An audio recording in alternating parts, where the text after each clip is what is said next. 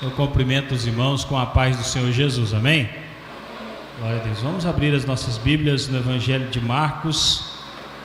Glória a Deus. Evangelho de Marcos, capítulo de número 2. Aleluia. Capítulo de número 2. E o versículo é o número 17. Hoje nós estamos começando uma série de mensagens. Serão 3 mensagens que vamos estar pregando sobre cura para a alma. E hoje nós vamos falar sobre uma doença que é conhecida como a doença do século. Nós vamos falar hoje sobre depressão. Evangelho de Marcos, capítulo de número 2 e versículo de número 17. E Jesus, tendo ouvido isso, disse-lhes: os sãos não necessitam de médico, mas sim os que estão doentes. Só até aqui. Por bondade, vamos ler na terceira epístola de João. Terceira epístola de João, bem pertinho do Apocalipse, né? 2 livros antes do Apocalipse, que depois da terceira epístola de João, aí vem epístola de Judas e depois Apocalipse. Terceira epístola de João, capítulo 1, e o verso é o número 2, o versículo é o número 2. Amado, desejo que te vá bem em todas as coisas e que tenhas saúde, assim como vai bem a tua alma. Podeis assentar e fiquem orando pelo pregador, porque já que é a doença do século, já que é uma doença que tem levado muita gente à morte, tem ceifado muitas vidas, eu creio que eu preciso muito das orações dos irmãos, para que possa pregar essa mensagem de uma maneira que possa ajudar pessoas, salvar vidas do inferno. Esse mesmo versículo que nós lemos aqui, na Bíblia NVT, está escrito assim: amado, espero que você esteja bem e fisicamente tão sadio quanto é forte o teu espírito. Eu oro para que tenhas êxito em tudo que fizer, e que tenha boa saúde, que as suas atitudes prosperem, assim como a sua alma. Essa é a versão, a mensagem. Era o desejo de Paulo para com o amado presbítero Gaio, e é o desejo de Deus para com as nossas vidas, que tenhamos prosperidade, que tenhamos saúde física, mas em primeiro lugar, que a nossa alma esteja bem.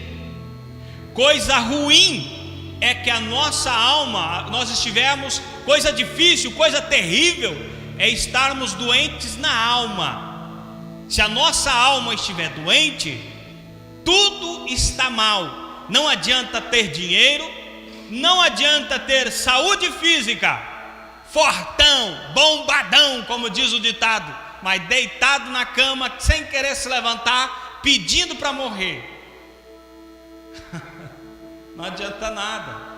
Precisa ter saúde mental. Então por isso que o diabo ataca tanto as pessoas nisso, porque se ele conseguir derrubar alguém, se ele conseguir atacar a alma e convencer essa pessoa dizendo: você não é nada, você não tem futuro, tudo está perdido para você, a morte é a melhor coisa para você, ele acaba com a vida dessa pessoa. Mesmo que ela tenha muito dinheiro, ela vai acabar com todo o dinheiro e não vai conseguir sarar. Então, a alma é prioridade. Estar bem na alma é uma prioridade. Só que o detalhe é alarmante. Sabe por quê? Tem muita gente dentro das igrejas doente na alma. Tem muita gente frequentando bons clubes sociais e doentes na alma. Eu vou trazer dados aqui sobre depressão que você vai se assustar. Primeira coisa, nós precisamos saber o que é depressão. É geograficamente, quando você está andando de carro e você vê uma placa assim, depressão na pista, quer dizer que há um desnível na pista, a pista vai ficar mais baixa. Há degraus na pista, então você tem que fazer o quê? Tem que desacelerar, tem que diminuir a velocidade do carro, porque a pista vai descer, é para baixo, ela vai ter um desnível, vai ser mais baixa. Então, se você ir correndo, corre o risco de um acidente. A vida espiritual, a vida nossa é a mesma coisa.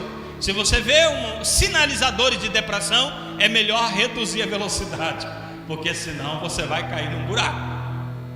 Depressão é um distúrbio na alma, é doença, não é apenas um comportamento, é uma doença da alma. E muita gente sofre exatamente por não admitir que está doente. E há uma quantidade enorme de cristãos que estão sofrendo nas garras da depressão, exatamente porque ele não concorda que tem depressão. Eu estava pregando esses dias aqui e falei que um crente cheio do Espírito Santo nunca vai ficar deprimido, nunca mesmo. Depressão não vai pegar. Se ele está cheio do Espírito Santo, como é que a depressão vai achar espaço? Não acha, ele está cheio, não tem aonde a depressão entrar. A questão, meu irmão, é que no século 21, sabe, lá em Atos dos Apóstolos está escrito assim: e todos foram cheios do Espírito Santo. Só que no presente século que nós estamos vivendo, então, você conhece alguém cheio do Espírito Santo? Porque cheio é controlado, totalmente tomado pelo Espírito Santo. Você conhece alguém assim? É muito pouca gente que é cheio do Espírito Santo. Poucos cristãos estão cheios do Espírito Santo, mas poucos mesmo. Há uma minoria. A maioria tem poucas experiências com o Espírito Santo. Então a depressão pega. Depressão não respeita a religião. Você acha que a depressão vai chegar na sua casa e vai dar uma olhada e falar: ah não, esse aí é crente, não dá para mexer com ele. Não, ela te pega. Se o camarada estiver meio desligado de Bíblia, não gosta muito de orar, aí pega ele. Depressão é uma doença na alma, é um distúrbio mental caracterizado por baixa estima persistente, ou perda de interesse em atividades, prejudicando significativamente o dia a dia. A pessoa vai perdendo o interesse por aquilo que ela gostava de fazer. Ela não quer mais se levantar da cama, ela se levanta na marra. E se isso for persistindo dia após dia, a pessoa... Não, tem gente que não levanta porque tem preguiça. Falando de doença. Estou falando de doença. Tem gente que não levanta porque a preguiça é maior do que ele. Mas eu estou falando de doença. Quando a pessoa vai perdendo o interesse pela vida, já não quer mais trabalhar, já não quer mais nada. Eu estava assistindo agora há pouco, pastor Cláudio Duarte teve depressão esses tempos atrás, e ele já não queria mais fazer a barba, não queria mais pregar, não estava de arrasto. Aí ele foi atrás de um psicólogo, se tratou e está bem, graças a Deus. É uma notícia que todo mundo sabe. Padre Marcelo Rossi estava com depressão e quase morreu de depressão. Depressão pega, gente. Se não se acordar, ela pega. A depressão é uma melancolia da alma, uma tristeza persistente, um desânimo constante, baixa estima. A pessoa não quer mais nada. Existem dois tipos de depressão: a depressão endógena. A depressão endógena é uma depressão interna, de origem biológica, não tem fatores externos. é algo interno da pessoa. A pessoa começa a se sentir mal, vai se sentindo mal, e é difícil resolver o problema porque não tem nenhum fator externo, não tem nada que levou aquilo. E existe então outro tipo de depressão que é exógena, que essa é por causa de fatores externos.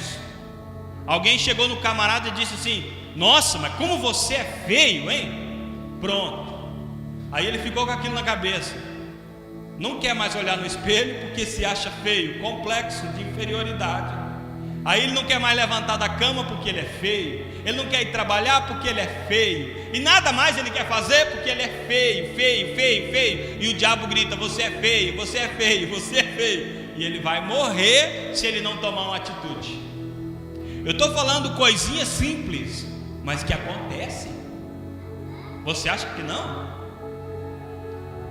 Eu conheci uma mulher que falaram para ela que o nariz dela era torto. Falaram para ela: olha, seu nariz é muito torto, hein? Por que é tão torto assim seu nariz? A mulher começou a pegar no nariz, olhar no espelho, olhar o nariz, aí toda hora perguntando para a pessoa: meu nariz está torto? Meu nariz... E aquilo quase acabou com ela, irmão. Só por um fato externo, uma coisinha pequenininha, quase acabou com a vida da mulher. Nós devemos prestar atenção que existem vários comportamentos de pessoa. Tem pessoas que reagem melhor, outras reagem mais dificilmente. Vou passar alguns dados para você. Essa doença chamada depressão, ela afeta 4,4% da população mundial. E o Brasil é um país campeão. O Brasil atinge 5,8% dos brasileiros. Eu estou falando de depressão diagnosticada. 5,8% dos brasileiros. Sabe quanto? Mais de 2 milhões de pessoas com depressão por ano no Brasil. Está pensando que é pouca coisa, irmão? 2 milhões de pessoas no Brasil com depressão. E esses dados aqui são da Organização Mundial de Saúde. Eu não estou falando a pesquisa não sei de quem, eu não estou falando de uma pesquisa que eu mesmo fiz perguntando para as pessoas. Eu estou falando do órgão mundial de saúde. Essa é uma pesquisa séria. Novos dados divulgados pela Organização Mundial de Saúde mostram que os casos de depressão estão aumentando muito. 18,4% desde 2005 até 2015. Em 10 anos ela aumentou quase 20% dos casos de depressão. Essa mesma pesquisa revela que até 2020 essa será a doença mais incapacitante do mundo. No Brasil, 75 mil pessoas foram afastadas do trabalho em 2016 por causa da depressão. Diagnosticado, depressão. 75 mil pessoas pararam de trabalhar. Mais de 800 mil pessoas se matam por ano no mundo por causa de depressão. A maioria dos casos, infelizmente, tem a ver com a depressão. Entre jovens de 15 a 29 anos, o suicídio foi a maior causa de morte em 2015. Suicídio. Jovens de 15 a 29 anos. E 80% dos casos de suicídio por causa de depressão teriam sido evitados se fossem tratados. Se a pessoa admitisse que tinha doença e que precisava de tratamento. Eu vou falar aqui alguns sintomas, aí você vê se de repente você não está nessa, irmão. Porque depois que eu comecei a estudar isso aqui, eu fiquei assim pensando: puxa vida, nós temos que falar mais sobre isso, porque tem muita gente sofrendo disso e pensa que não. Sintomas de depressão: tristeza constante, desesperança, sentimento de culpa, impotência. A pessoa se sente incapaz de fazer. Não consigo. Nada para ele dá para fazer. perda de interesse ou prazer em atividades que antes ele tinha, alteração de sono, insônia ou muito sono. Tem gente que começa a não conseguir dormir, outros conseguem dormir demais. Perda de energia, fadiga, já acorda cansado. Camarada levanta cedo e fala, mas que canseiro. Muita agitação também. Pouca agitação, muita agitação, os dois servem. Sentimento de rejeição, aquele negócio de que ninguém gosta de mim. Ninguém gosta de mim. Será que eu realmente eu sou dessa família? Será que eu não fui adotado? Sentimento de rejeição. Perda de apetite ou muito apetite. São os extremos. Às vezes a pessoa não quer mais comer, mas às vezes come igual um leão também. De uma hora para outra começa a comer, só pensa em comer. Cuidado, pode ser depressão. Grande dificuldade em fazer coisas simples de fazer. A pessoa fala, mas é muito difícil. Vou mexer com isso não. Inquietação, mau humor constante, pensamento de morte, pensamento de suicídio, todo momento rondando a mente, dificuldade de concentração, não consegue se concentrar. A todo momento a pessoa não está ali, daqui a pouco ela já está lá, daqui a pouco ela está lá, ela não consegue concentrar numa coisa. Isso é sintoma também. Ansiedade constante, preocupação exagerada com coisas simples. Tem que cortar o cabelo, ele fica todo o tempo, meu Deus do céu, mas tem que cortar o cabelo. Tem que cortar o cabelo, hein? O cabelo, está na hora de cortar o cabelo. Se não cortar o cabelo, tem que cortar o cabelo. Gente, cortar o cabelo é só cortar. Não precisa ficar se matando por causa do cabelo. Isolamento. A pessoa não quer. Vai ter uma festa. Não quero ir em festa. Tem gente querendo conversar com você. Fala que eu não estou. Não quero conversar. Isolamento. Colapso nervoso. A pessoa está bem, de repente já está tudo querendo matar alguém. E também, claro, bebidas alcoólicas. Pessoa se entrega à bebida, pessoa se entrega a droga, se entrega a qualquer vício. Isso pode ser uma depressão. A pessoa pegou e aquilo está arrebentando com ela, ela não tem onde sair, ela se gruda numa garrafa de pinga e fica grudado com aquilo. Pode ser depressão. Tudo isso é sintoma, meu irmão. Eu peguei um depoimento numa matéria da internet. Olha, o título da matéria era o seguinte: a depressão pelos olhos de quem teve a doença.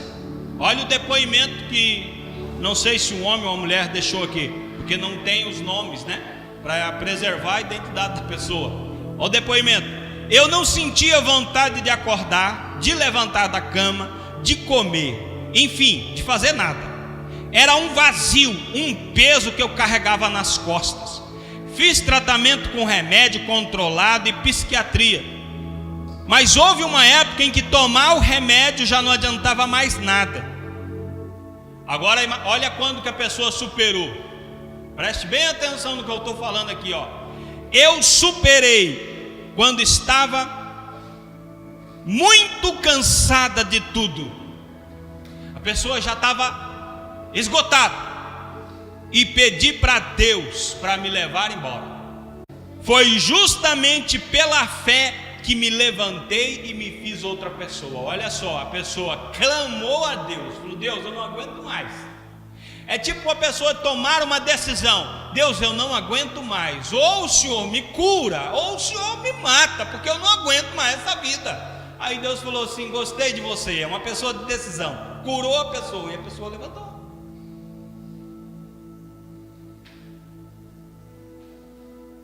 Remédio, já tinha tomado remédio, já tinha feito tratamento, terapia, já tinha ido em psiquiatra, nada resolvia.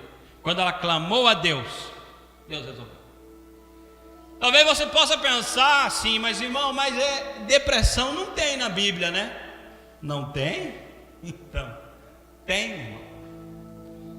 Só foi dado o nome mais adiante, mas a depressão já é antiga. Você sabia que Davi, rei Davi, irmão, era um homem que vivia numa briga constante contra a depressão? Para mim falar isso, eu tenho que ter base bíblica. E eu vou provar para você. Se você abrir a Bíblia no Salmo de número 69, o versículo 4, o versículo 12, o versículo 20, o versículo 28, versos, né? Verso 4, 12, 20, 28, você vai ver que Davi está ressentido com as pessoas, está magoado, está guardando ressentimento, até parece. No versículo 28, ele desejou a morte dos seus inimigos. Falou: Deus, risca o nome dessas pessoas do livro da vida, acaba com eles, não aguento mais esse povo. Ele estava ressentido. Sabe o que a Bíblia diz lá em Hebreus capítulo 12 e versículo 15? Tende cuidado que ninguém se prive da graça de Deus. Olha o que o autor da epístola aos Hebreus está falando. Cuidado para que ninguém se prive da graça de Deus, e de que nenhuma raiz de amargura. Raiz de amargura é mágoa, ressentimento, rancor, uma decepção que você teve com uma pessoa e não consegue perdoar. Não consegue. Brotando, vos perturbe. Olha só, raiz de amargura que estava lá dentro, lá, e nunca foi embora, e nunca foi embora, e nunca foi embora. Ela brotou e começou a crescer e trouxe perturbação. Aí aquela palavra, esse perturbado, ela se aplica direitinho, né? O camarada fica perturbado. Só que não termina por aqui. Se terminasse com o camarada ficar perturbado e acabou, era ruim, não era bom, era ruim. Mas pelo menos era um problema dele. Ele está perturbado com os problemas dele, ele fica para lá. Mas aí a sequência do versículo diz: e por ela muitos se contaminem. Cite, quando uma pessoa não consegue perdoar e deixa brotar essa raiz de amargura, e ela fica uma pessoa amargurada, ela fica uma pessoa rancorosa, ressentida, ela começa a contaminar outras pessoas. Ela começa a levar esse dissabor, esse ressentimento, esse sentimento de mágoa, essa falta de perdão para outros, e vai levando outras pessoas a sofrerem também. E assim já se destruíram famílias. E assim muita gente já se destruiu por causa de mágoa. Vou passar 12 passos para você deixar o ressentimento de lado. Eu tenho certeza que às vezes tem alguém que está me ouvindo, ou talvez tenha alguém aqui que tem um ressentimento, tem uma mágoa, tem alguma coisa que a pessoa não consegue perdoar. Não, eu perdoei, não perdoei não, estou mentindo, não perdoei não. A pessoa às vezes fala: eu perdoei, mas se ele falar 2 vezes, na terceira ele não aguenta, já fala: não perdoei não. E perdoei nada, o camarada foi muito mal comigo, ele me pisou, ele vai, não perdoe, não perdoe. 12 passos. Primeiro, reconheça a mágoa. Reconheça que você foi magoado, que a pessoa insultou você e que você realmente tem a mágoa no seu coração. Se você não reconhecer que você tem a mágoa, não dá para continuar. Porque como que vai resolver um problema de uma pessoa que não diz que não tem problema? O camarada está caindo de bêbado e fala assim: viu, moço, Jesus quer curar você, ele quer tirar dessa vida de bebedice. Eu bêbado? Eu não, nunca bebi. Aí não tem jeito. Aí não. Para você sair dessa vida, você tem que reconhecer: olha, pastor, realmente aquilo que aconteceu foi muito cruel comigo. Eu não consigo esquecer. Quando eu vou dormir, eu lembro. Aquilo me machuca. Pastor. De vez em quando aquilo vem e eu fico. Primeiro, reconheça que tem amor. Você tem e tem que resolver. E é bom se libertar, meu irmão. Olha, a pessoa que carregou uma mágoa, carregou um rancor por muito tempo, e um dia, pela graça de Deus, por bondade do Espírito Santo, a pessoa consegue se libertar da mágoa. Você sente um alívio tão grande assim, uma vontade de voar. Parece que você virou uma pena, saiu um peso de você. É muito bom, é uma delícia, na verdade, você se livrar de ressentimento, de mágoa. É coisa maravilhosa. Reconheça que tem a mágoa. A partir do momento que você reconhece, perdoe. Perdoar? Simples assim? Perdoar é uma decisão. Você se decide perdoar. E para perdoar você tem que entender que perdoar não significa concordar. Não significa concordar com aquilo que aconteceu com você. Às vezes aconteceu uma coisa ruim, você não vai dizer não, ele fez certo mesmo, aquilo lá, não, irmão, não é concordar com o erro, não, é simplesmente perdoar. Você vai abrir mão desse peso, vai abrir mão, vai perdoar. Ele está errado, mas eu estou perdoando, não quero saber mais. Pergunte a si mesmo, por que continuar com a mágoa? Por quê? Vale a pena? Vale a pena continuar com a mágoa? Considere isso, considere a troca. Não vale a pena. Eu me lembro que um dia eu fui chamado para conversar com uma mulher que estava em prantos na casa dela. Corre lá porque ela está desesperada. Aí eu cheguei lá e falei, o que aconteceu, irmã? A mulher realmente estava chorando. Eu falei, o que aconteceu, irmã? A irmã fez isso, fez aquilo. Eu falei, irmã, deixa eu falar uma coisa para você. Enquanto você está chorando aqui, está se lamentando, se namorando, achando que a vida acabou, ela está fazendo festa, tá tomando refrigerante, comendo pizza. Você acha certo isso? Você ficar sofrendo aqui e ela comemorando lá? É mesmo, né, pastor? Isso não pode assim mesmo. Tirou as lágrimas do olho, levantou um sorriso e falou assim, não vale a pena mesmo, não vou dar esse gosto para ela. Não compensa, não compensa, não compensa você ficar sofrendo. Considere isso. Não deixe que a raiva te defina. Quando uma pessoa não perdoa, ela vai se tornando rancorosa, vai se tornando amarga, rude, e as pessoas vão começando a dizer, ele é uma benção, mas ele toda hora está ruim, ele está assim, tá. Aquilo vai definindo a pessoa. Uma vez eu aconselhando um jovem, eu disse, rapaz, você é de boa índole, você é um bom moço, só que a figura que você está construindo sobre você, o que as pessoas estão comentando sobre você, é muito ruim, irmão. Você está construindo uma imagem terrível sobre você, e eu sei que dentro de você, você é uma pessoa boa. Só que a sua falta de vigilância, a sua falta de cuidado está construindo, está trazendo uma definição totalmente oposta daquilo que você é. Isso leva. Mude a conversa. Olha aqui, um segredo muito grande.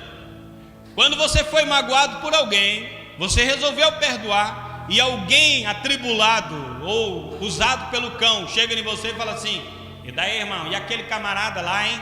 Fez você, paz, que ruim, né? Aquilo deve ter doído. Você fala para ele, você percebeu que o tempo está assim para chuva? Você percebeu que vai chover? Você percebeu que faz dia que não chove? Muda de assunto. Não vai te ajudar a ficar relembrando um problema do passado, desenterrando uma caveira para sofrer. Para que isso? Muda de assunto. O camarada, ele não está nem aí se você vai chorar, se você vai ficar lá no quarto trancado, se lamentando pela tua vida. Ressentimento é uma coisa terrível, mágoa é terrível e gera depressão e gera morte. Abandone esse ressentimento, abandone, largue para lá. E se alguém tenta te empurrar para dentro do buraco, manda essa pessoa ir caçar o que fazer, mas não converse sobre isso. Muda de conversa. Aceite-se e desenvolva a graça de Deus na sua vida. 12 passos para você sair de uma vida de ressentimento, de uma vida de amargura, de rancor, de mágoa. Segunda coisa que eu observo em Davi, que ele lutava contra a depressão. Lá no Salmo de número 39 e versículo de número 2, Davi vai falar sobre se sentir inútil. Se você ler os Salmos 39, versículo 2, e você ler o restante dos versículos, você vai perceber que ele está transmitindo uma ideia de que eu não tenho mais utilidade, eu não posso fazer, eu estou ficando rejeitado. Inutilidade. Há uma frase que diz a facilidade apodrece a alma, e a inutilidade também. Tudo aquilo que é muito fácil acaba apodrecendo a alma da pessoa, e aquilo que você vai se sentindo inútil vai apodrecendo também. Esse sentimento de inutilidade, a pessoa ficar sem fazer nada, não querer fazer nada, ele é mais comum entre as pessoas idosas. E tem uma grande quantidade de pessoas idosas que se suicidam exatamente por isso.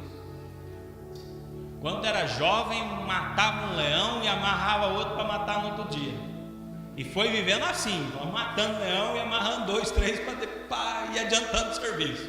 Aí quando chegou a idade, foi se aposentando, foi ficando em casa. Aí os filhos não queriam que fizesse mais isso, não fizesse mais aquilo. E a pessoa foi ficando. Daqui a pouco não podia fazer mais nada, ninguém deixava fazer nada. E a pessoa foi se sentindo inútil, foi se jogando, foi ficando para o canto, foi desaparecendo. E daqui uns dias o filho ficou sabendo que a pessoa tomou uma dose muito alta de remédio, colocou uma corda no pescoço e acabou com a vida, porque estava se sentindo inútil. Se você começa a sentir a baixa estima, começa a sentir muita tristeza porque não está fazendo nada, então inventa alguma coisa, cria alguma coisa para fazer, inventa um projeto de crochê muito ousado que ninguém fez ainda, inventa um tapete de 40 metros de comprimento e faça alguma coisa. Não deixa a inutilidade matar você. Outro caso, solidão. Lá em Salmos de número 55, versículo 4, Davi disse: o meu coração está dolorido dentro de mim, terrores de morte caíram sobre mim. Se sentindo sozinho. Eu vi um pastor dizer que Adão foi o primeiro homem da Bíblia e foi o primeiro deprimido da Bíblia também. Adão começou a olhar assim do lado, viu o jacaré com a jacaroa, o girafa com a girafa, o leão com a leoa. Ele pensou assim: por que todo mundo tem alguém para conversar e eu não? E começou a ficar deprimido. Aí Deus olhou e falou assim: não é bom que o homem esteja só, vou fazer uma companheira. E fez uma companheira que conversa bastante. E agora o homem tem muito que conversar, porque as mulheres gostam de conversar. Mas solidão também é um caso, é algo que leva à depressão. Davi, irmão, estou falando de Davi ainda. Salmo de número 32 e versículo de número 3 a seguir, fala de uma coisa que leva à depressão e leva à morte. Sabe o que? Pecado sem confessar leva à depressão e leva à morte. Davi disse assim, enquanto eu me calava, enquanto eu me calei, apodreceram os meus ossos. Aí um pouquinho mais para frente ele diz: confessei-te o meu pecado e não me encobri.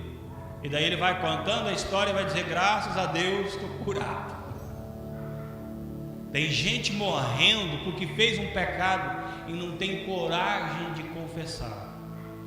Confessa. A Bíblia diz que aquele que confessa alcança misericórdia. Aquele que confessa alcança perdão, alcança graça. Eu tenho um parente, um amigo que sofreu muito e estava definhando por causa de um pecado sem confessar. Depois que confessou o pecado, as coisas se alinharam, a vida foi se alinhando. O medo era o seguinte: e se eu confessar e ela não aceitar? E se eu confessar e as coisas descambarem tudo e se perder tudo? Como é que eu faço? A pessoa sofreu muito nas garras do pecado, até o dia que ela sentiu coragem. Deus entrou no meio também e ajudou muito. E a pessoa confessou, e quando confessou, houve cura. Começou-se um processo de cura por completo. Está tudo bem agora. confessar traz cura. Eu vi um padre ali dizendo, pregando sobre depressão, e o padre disse que uma pessoa foi curada da depressão pelo simples fato de confessar. Sabe, o padre fica do outro lado e a pessoa vai se confessar. E a pessoa tomava remédio, sim, mas ela confessava direto. Direto ela tinha que confessar. Ai, padre, eu pequei. Padre, eu pequei de novo. E esse fato de confessar constantemente foi libertando ela, libertando. Daqui uns dias ela disse: eu estou bem, graças a Deus, não preciso nem tomar remédio. Foi lá no médico, o médico disse: não, a senhora realmente está bem, não precisa mais tomar o remédio, a senhora está curada. Confessar. Sabe o que a Bíblia diz? Eu já estava falando da Bíblia. A Bíblia diz em Tiago capítulo de número 5 e versículo 16: confessai as vossas culpas uns aos outros e orai uns pelos outros, para que sareis. Aí a outra parte todo mundo conhece. Sabe o que diz a sequência? A oração de um justo pode muito em seus efeitos. Agora a parte de confessar a culpa um ao outro, essa parte aí deixa para lá, pastor. Não quero confessar não, pastor. Não quero contar meus problemas não. Deixa para lá. Problema meu, vou ficar aqui com meus problemas. Vou ficar sofrendo aqui. É meu problema, ficar comigo. Por que contar para os outros? Ó, irmão, cuida para quem você vai contar seus problemas mesmo. Você tem que ter um certo cuidado. Mas muitas vezes você precisa procurar alguém e fazer uma confissão. Olha, eu tenho um problema, não consigo parar de mentir. Minto o tempo todo. E a pessoa fala assim: mas você não está mentindo agora? Não, agora eu estou sendo verdadeiro, eu minto direto. Eu queria que você me ajudasse em oração. Não quero mais ser mentiroso, mas não consigo mais me libertar, pai. Todo tempo estou mentindo. É bom confessar. Confessar traz cura. As pessoas não costumam fazer isso, mas falta de confissão traz pecado, traz depressão e traz a morte. Salmo de número 42, o mesmo Davi, ele diz assim, versículo 7: um abismo chama outro abismo, ondas e vagas caíram sobre mim. É nesse salmo aqui que está o versículo que diz: por que estás abatida, ó minha alma? E por que te perturbas dentro de mim? Aí no versículo 8 diz assim: Deus derrama seu amor de dia, e de noite eu canto uma canção, uma oração ao meu Deus. A cura, muitas vezes, é você fazer um mergulho dentro de você e orar a Deus. Eu estava falando agora com o pastor Walter.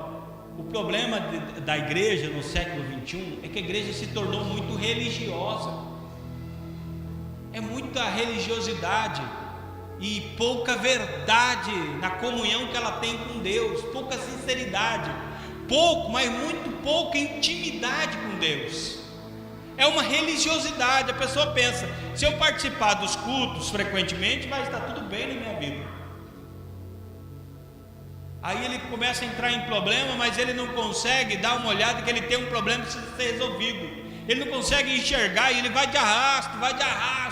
Meu irmão, o que Deus tem para ti é uma vida plena. Jesus disse: vida e vida em abundância. Eu vim para que vocês tenham vida e vida em abundância. Eu não vim escravizar você.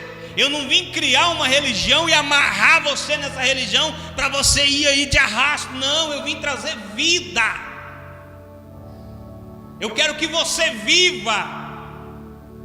Foi o próprio Jesus que disse: de que adianta o homem ganhar o mundo inteiro e perder a sua alma?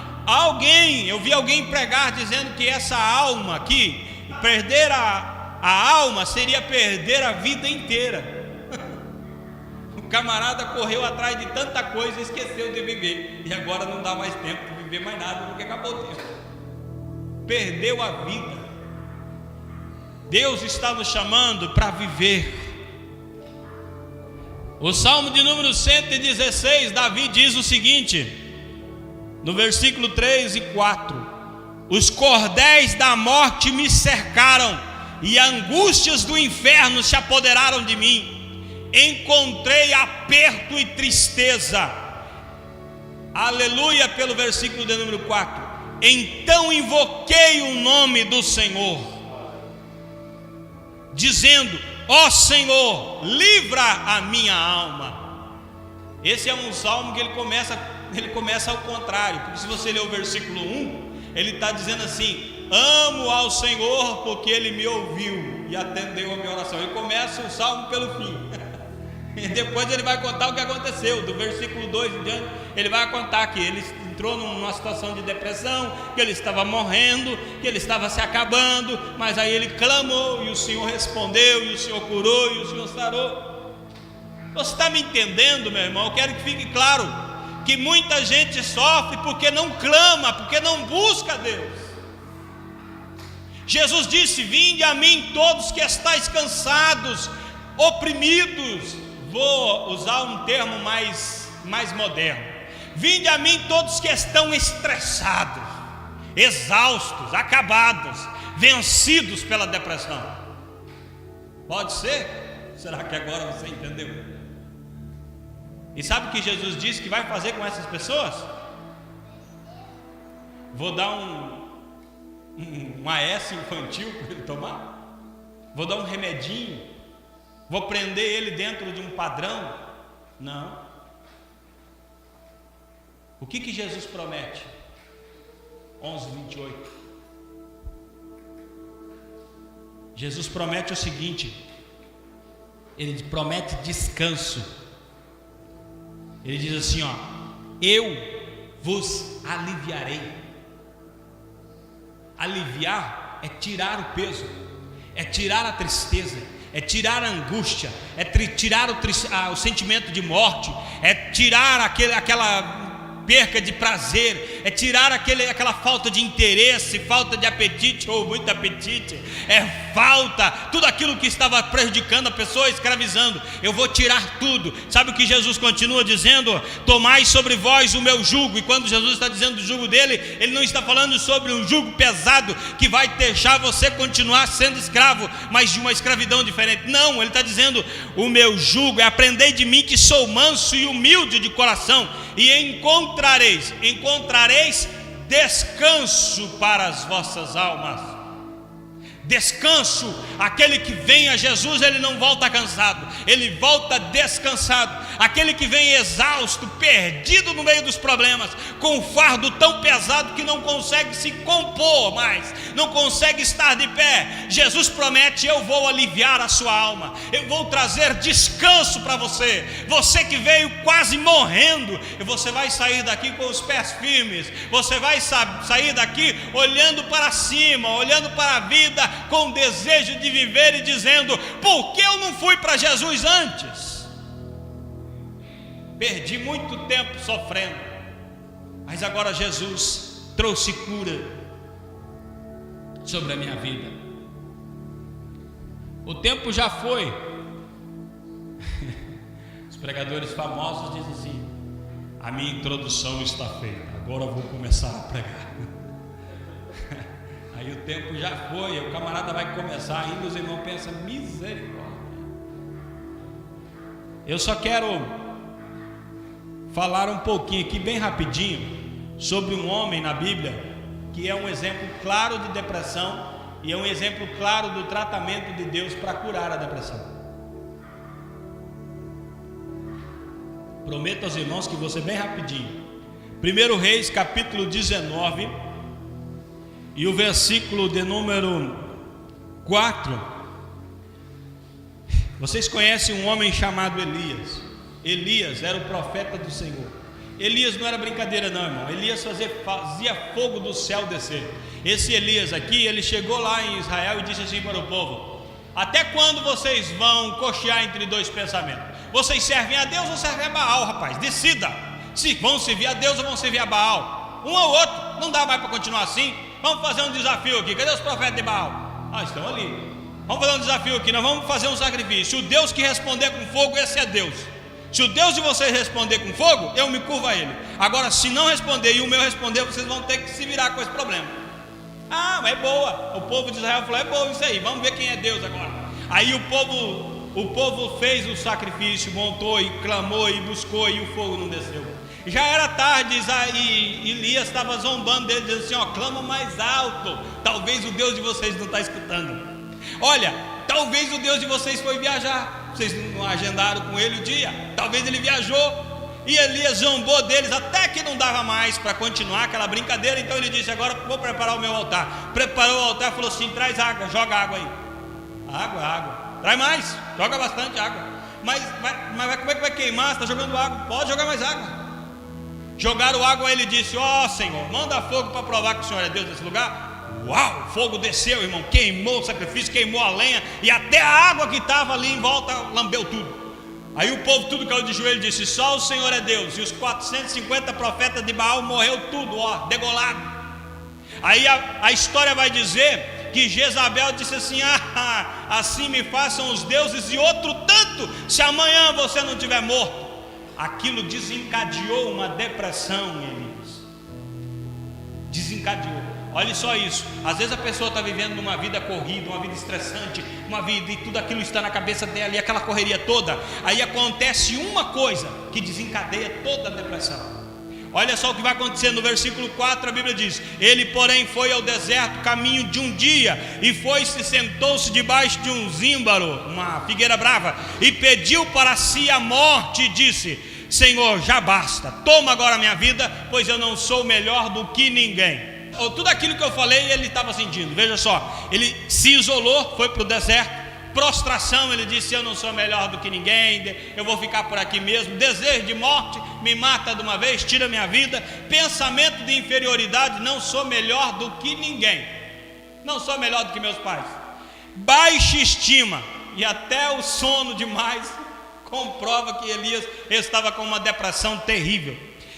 Ele deita debaixo daquele zímbaro e quer morrer. Ele pensou que acabou por ali. Só que a Bíblia diz que o anjo do Senhor aparece a ele. E aqui entra uma coisa fundamental. Não importa o quanto você esteja deprimido, se Deus tem um plano na sua vida, uma hora dessa, o anjo do Senhor vai aparecer. E eu quero que hoje, em nome de Jesus, eu seja o anjo do Senhor que tem um pão para você e uma água que vai tirar você dessa situação. A Bíblia diz que o anjo desperta, isso é uma intervenção divina, e diz para ele aqui, está um pedaço de pão e uma botija de água. O Elias pegou, comeu o pão, bebeu a água e dormiu de novo. Só que agora o sono de Elias é diferente, porque primeiro ele se alimentou do pão. Sabe o que tipifica pão na Bíblia?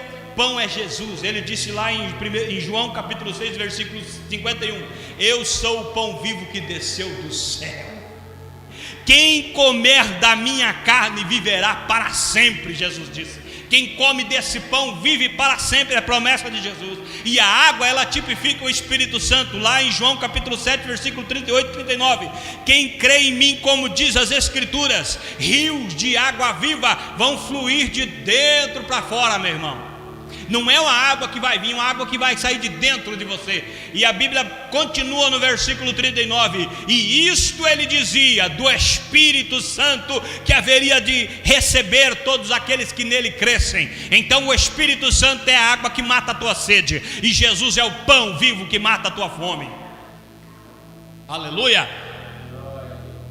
E depois no versículo de número 7 tem algo fundamental aqui para mim encerrar. O anjo disse, porque muito longo te será o caminho. Elias chegou e disse, já basta, quero morrer, não sou melhor do que ninguém. O anjo chegou e disse, levanta, come, porque a tua caminhada é longa. Aqui eu trago um conselho para você, irmão, que conhece talvez alguém que esteja com depressão.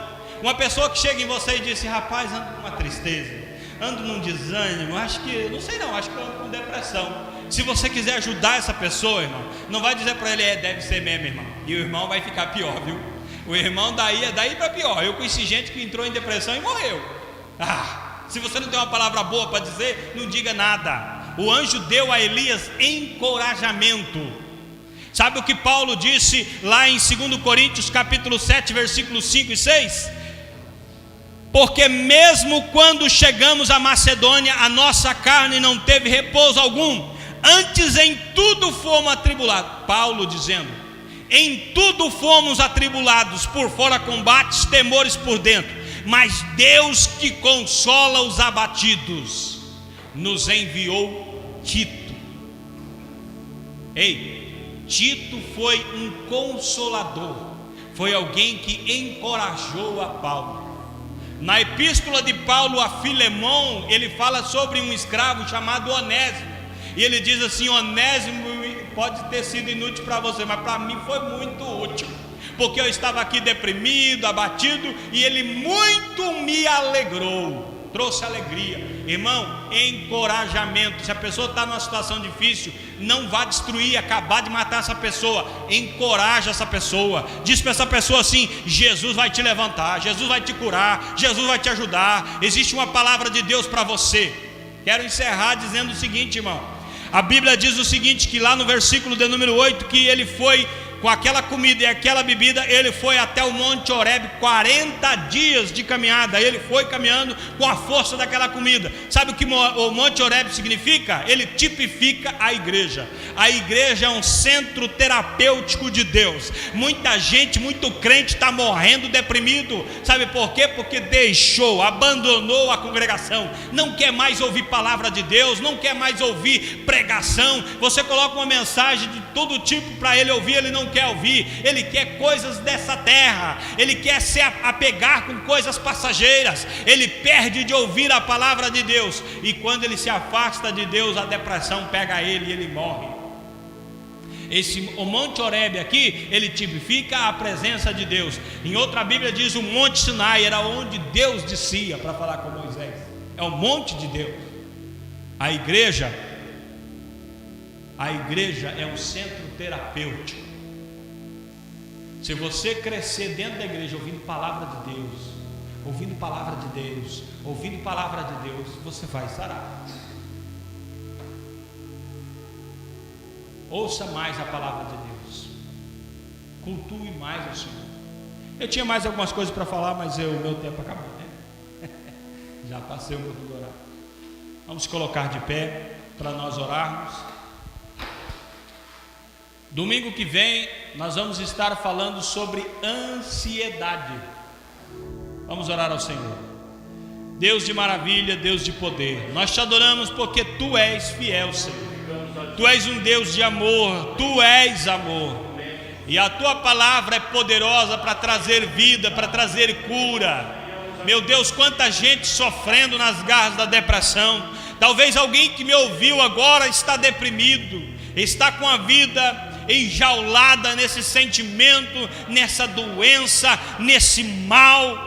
Mas em nome de Jesus eu oro neste momento para que a cura aconteça agora em nome de Jesus. Que essa palavra seja realmente alimento para a sua alma, que essa palavra traga a ele alento para a sua caminhada, e ele caminhe para a presença do Senhor, e na presença do Senhor ele seja restaurado em nome de Jesus.